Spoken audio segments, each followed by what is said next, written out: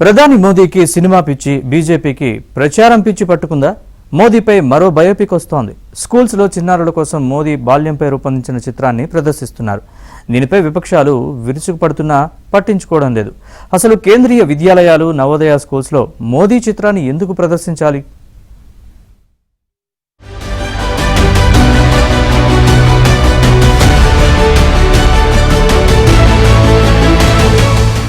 ప్రధాని నరేంద్ర మోదీకి 75 ఏళ్లు నిండటంతో బీజేపీ వినూత్న కార్యక్రమాలకు తెరతీసింది. బీహార్లోని 243 నియోజకవర్గాల్లో చలో జీతే హై పేరిట ఆయన బాల్యంపై తీసిన సినిమాని ప్రదర్శిస్తోంది. ఈ ప్రదర్శనల కోసం 243 వాహనాలను సిద్ధం చేసింది. ఈ చలో జీతే హై సినిమాకు మంగేష్ హడవాలే దర్శకత్వం వహించారు.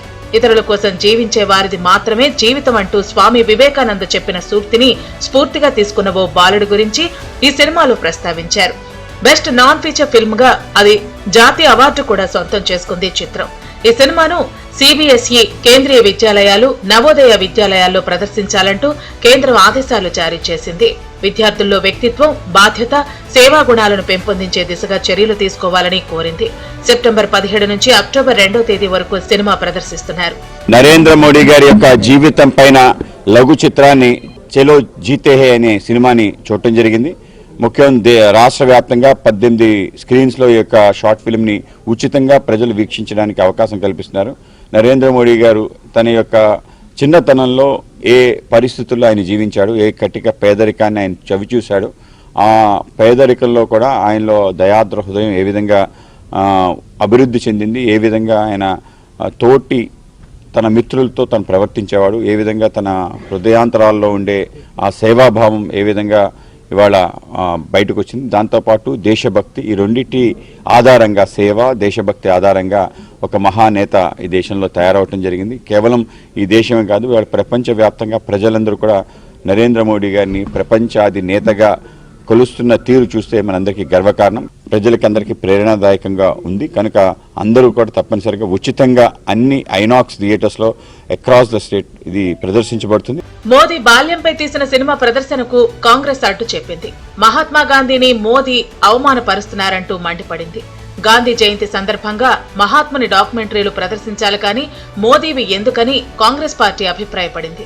గాంధీజీ అహింస విలువల గురించి పిల్లలకు బోధించాలని సూచించింది కాంగ్రెస్ పార్టీ. దేశంలో క్లాస్ రూమ్లను మోదీ పిఆర్ సెంటర్లుగా బీజేపీ మారుస్తోందని ఆరోపించింది.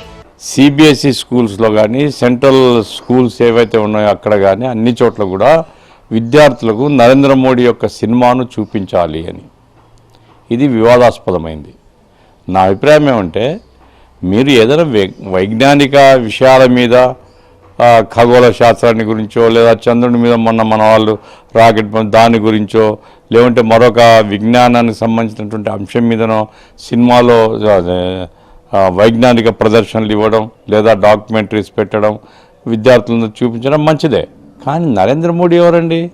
నరేంద్ర మోడీ ఒక మనిషి. నరేంద్ర మోడీ ప్రధానమంత్రికి అయి ఉండొచ్చు. ప్రధానమంత్రి అయితే నరేంద్ర మోడీ చెప్పేదంతా కాదు కదా. నరేంద్ర మోడీ మీద చాలా విమర్శలు ఉన్నాయి. అట్లాంటి పిల్లల మనసుల్లో విషబీజాలు నాటడం ఎందుకు? అధికార దుర్వినియోగం కదా ఇది. ఇప్పుడు నరేంద్ర మోడీ గారు చనిపోయిన తర్వాత కావాల్సింటే నరేంద్ర మోడీ గారిని ఇదిగో ఆయన ఫలానా ఆయన ఉన్నాడు, మన దేశానికి మనకు సేవ చేసినాడని చెప్పుకోండి. మరోవైపు Narendra Modi biopic pan India స్థాయిలో తెరకెక్కుతోంది. ఇందులో మోదీగా మలయాళ స్టార్ హీరో ఉన్ని ముకుందన్ నటించనున్నారు. ఈ సినిమాకు మా వందే అనే పేరు ఖరారు చేశారు. సిహెచ్ క్రాంతి కుమార్ ఈ సినిమాకు దర్శకత్వం వహిస్తారు. ఎన్నో పోరాటాల కన్నా తల్లి సంకల్ప బలం గొప్పదనే సందేశాన్నిస్తూ ప్రధాని మోదీ జీవితాన్ని యథార్థ ఘటనల ఆధారంగా అన్ని వర్గాల ప్రేక్షకులకు నచ్చేలా తెరకెక్కిస్తున్నామన్నారు నిర్మాత వీర్ రెడ్డి.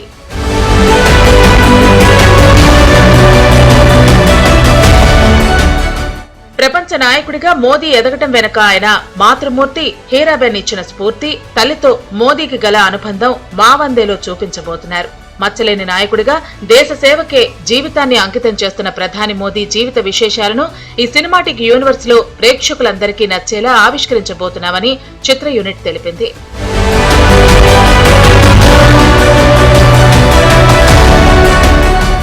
మోదీ 75 వసంతాలు పూర్తి చేసుకున్న సందర్భంగా ప్రముఖ సంగీత దర్శకుడు ఎంఎం కీరవాణి ఒక ప్రత్యేక గీతాన్ని రూపొందించారు.